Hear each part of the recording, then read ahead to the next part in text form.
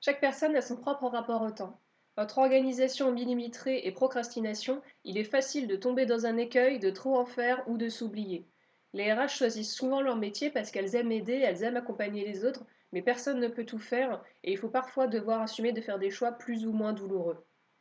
En 2020, nous travaillons encore souvent près de 40 heures par semaine et les études prouvent que c'est souvent trop pour une seule personne.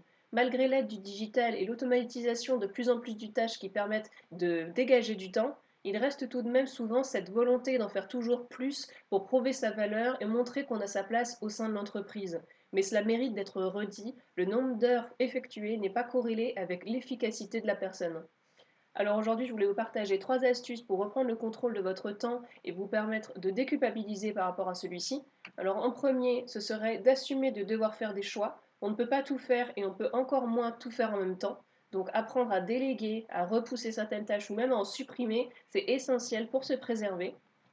Ensuite, il s'agit de trouver son rythme idéal de travail. Peut-être êtes-vous plus efficace le soir, le matin, l'après-midi. Peut-être certains jours sont plus faciles pour vous pour réaliser certaines tâches ou certaines autres. Alors je vous invite vraiment à faire des tests et à ajuster au fur et à mesure, dans la mesure du possible évidemment, votre emploi du temps pour pouvoir coller de plus en plus à ce rythme idéal. Et enfin, s'accorder des moments à soi et déculpabiliser par rapport à ces moments.